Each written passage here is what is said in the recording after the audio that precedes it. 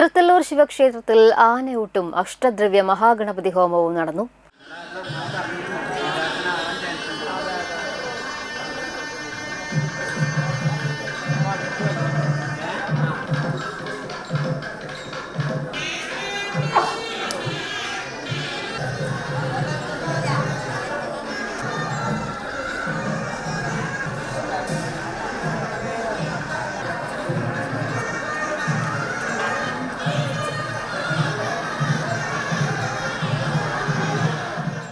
ചടങ്ങുകൾക്ക് ക്ഷേത്രം തന്ത്രി ബ്രഹ്മശ്രീ പഴങ്ങാപറമ്പ് മനയിൽ കൃഷ്ണൻ നമ്പൂതിരി, ക്ഷേത്ര മേൽശാന്തി വാസുദേവൻ നമ്പൂതിരി തുടങ്ങിയവർ മുഖ്യ കാർമ്മികത്വം വഹിച്ചു.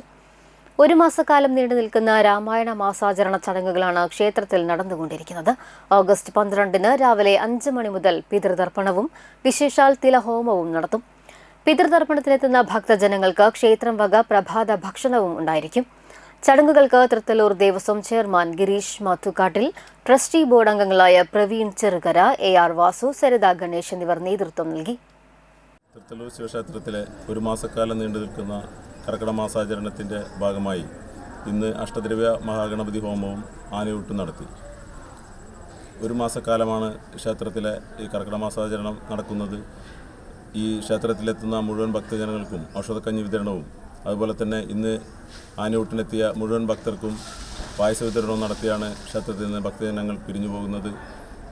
ഇനി ഓഗസ്റ്റ് 12-ാം തീയതി പിതൃതർപ്പണം നടക്കുകയാണ്. ഈ നാട്ടിലെ മുഴുവൻ ഭക്തരും പങ്കെടുക്കുന്ന ഈ പിതൃതർപ്പണത്തിൽ മുഴുവൻ ഭക്തജനങ്ങളും ഇവിടെ എത്തിച്ചേരണം. അതുപോലെ തന്നെ തിലഹോമവും പ്രത്യേക വിശേഷാൽ തിലഹോമം നടക്കുന്നുണ്ട്. പിതൃപ്രീതിക്കായി മുഴുവൻ ഭക്തരും അതിലും കൂടി പങ്കെടുക്കണം എന്ന് അഭ്യർത്ഥിക്കുകയാണ്.